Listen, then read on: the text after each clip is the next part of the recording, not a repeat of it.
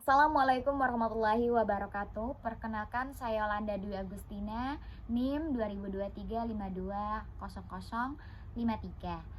Program Studi Akuntansi. Pada kesempatan kali ini saya akan membahas mengenai manfaat dan fungsi SIA pada perusahaan dagang jenis barang.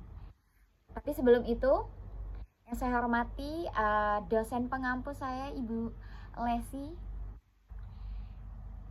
Baik, selanjutnya kita akan membahas mengenai SIA. Apa itu SIA? SIA atau sering akrab dipanggil itu adalah SIA. Namun kepanjangan SIA itu apa sih? Kepanjangan SIA itu adalah Sistem Informasi Akuntansi, yang dimana sistem informasi akuntansi ini merancang untuk mengumpulkan, menyimpulkan, mengelola, menyimpan dan memproses data akuntansi guna untuk menghasilkan informasi yang relevan bagi pengambilan keputusan dalam sebuah organisasi tentunya. Dan juga sistem informasi akuntansi ini juga tidak hanya membahas soal sistemnya, namun juga membahas bagaimana prosesnya dan juga bagaimana seorang akuntansi ini bisa memaintain-nya atau memanage-nya dengan baik. Dan juga kita juga akan membahas mengenai definisi perusahaan dagang. Perusahaan dagang atau biasa sering kita akrab panggil ini adalah toko-toko. Nah, toko-toko ini kalau nama kerennya adalah perusahaan dagang. Jadi perusahaan dagang ini adalah jenis perusahaan yang kegiatan utamanya itu adalah membeli barang dan menjual barang tanpa mengubah bentuk atau sifat barang tersebut. Perusahaan ini juga memperoleh keuntungan dari selisih harga beli dan harga jual dari barang dagangan tersebut. Nah, dan juga kalau ditanya apakah perusahaan dagang itu hanya perusahaan dagang saja? Tidak, tentunya ada perusahaan jasa. Kita akan mengenal sedikit mengenai perusahaan jasa. Kalau perusahaan jasa atau perusahaan dagang itu memang memiliki perbedaan yang cukup mendasar dari segi kegiatan operasionalnya. Kalau perusahaan jasa adalah perusahaan yang bergerak di bidang penyediaan layanan atau jasa tanpa menjual barang fisik.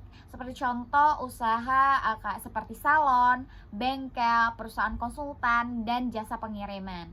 Nah, dan ini juga pendapat utama perusahaan jasa berasal dari biaya yang dibayarkan pelanggan atas layanan yang diberikan. Seperti itu. Dan juga dalam laporan keuangan, perusahaan jasa juga tidak memiliki akun persediaan barang atau harga pokok penjualan karena tidak memiliki produk fisik seperti itu. Seperti contoh berikut, ini adalah perusahaan jasa di salon dan di bengkel. Selanjutnya kita akan membahas mengenai perusahaan dagang. Perusahaan dagang atau perusahaan yang membeli barang dari pemasok dan menjualnya kembali kepada pelanggan tanpa mengubah bentuk atau pengelolaannya lebih lanjut. Contoh perusahaan dagang ini merupakan supermarket, toko elektronik, dan grosir pakaian. Sumber pendapatan utamanya berasal dari harga selisih beli dan harga jual barang dagangan. Dalam laporan keuangannya, perusahaan dagang memiliki akun persediaan barang dan harga pokok penjualan atau HPP, dan untuk mencatat biaya yang dikeluarkan dalam memperoleh barang sebelum dijual kembali. Dan ini dia contoh perusahaan dagang seperti Alfamart, Indomart, ada juga perusahaan elektronik, toko elektronik seperti itu. Dan contoh animasinya. Selanjutnya, saya akan menjelaskan mengenai manfaat SIA. Sebagian orang belum mengetahui SIA itu apa. SIA itu adalah Sistem Informasi Akuntansi. Manfaatnya apa sih? Nah, manfaatnya adalah yang pertama, meningkatkan efisiensi dan akurasi atau meminimalisir kesalahan manusia dalam proses pencatatan transaksi. Yang kedua, mencatat pengambilan keputusan seperti laporan keuangan dapat dihasilkan lebih cepat dan lebih akurat. Yang ketiga, meningkatkan keamanan data dalam data keuangan lebih aman dengan sistem berbasis teknologi tentunya. Dan yang 4, memudahkan audit dan kepatuhan. Ini memastikan laporan keuangan sesuai dengan standar akuntansi dan regulasinya.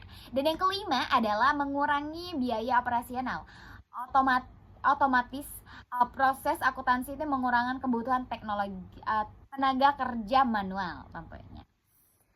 Dan jika ada manfaat, tentunya ada fungsi dari SIA.